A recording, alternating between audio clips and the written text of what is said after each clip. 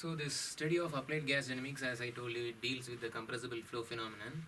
So for the understanding of the compressible flow phenomenon, we need to understand the basics of the thermodynamics, some of the basic concepts, just to recollect the basic concepts, and then we should know what is the compressibility definition, and further the application of this particular fluid flow for the flow through variable area duct, and essentially it is a isentropic flow through variable area ducts.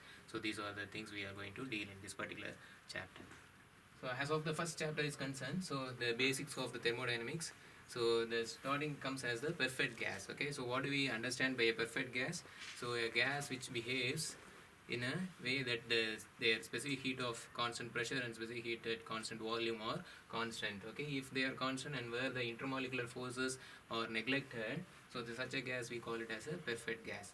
And if essentially the specific heat or constant, Cp and Cv are constant, then we call that as a calorically perfect gas. If they doesn't change with respect to the temperature, that is called as a calorically perfect gas. Okay, and so therefore a perfect gas follows the equation of state, which is represented as P is equal to rho RT, and R is nothing but the gas constant, which is nothing but 287 joules per kg Kelvin for a standard sea level condition.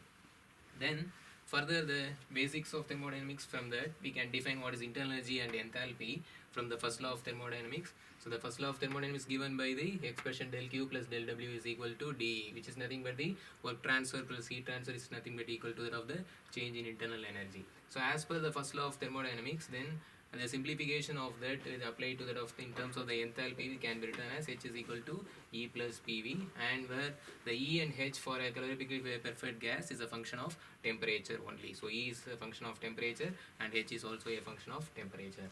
So similarly in the second law of thermodynamics, which defines the entropy, so the entropy is nothing but the rate of heat transfer divided by the temperature, or the change in disorderness of the system, which is represented as an equation using the Clausius inequality, which is represented as del Q by T.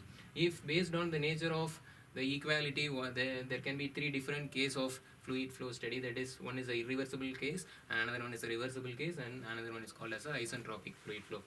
So in which when the change in entropy is greater than 0, that is called as a irreversible flow process, and when change in entropy is less than 0, that is called as a reversible process, and whereas if the entropy change is equal to 0, then it is called as an isentropic process. And for a perfect gas, the specific heat at constant pressure and specific heat at constant volume can be written using the Mayer's relation, so as gamma R by gamma minus 1 and R by gamma minus 1, where the small gamma denotes the specific heat ratio.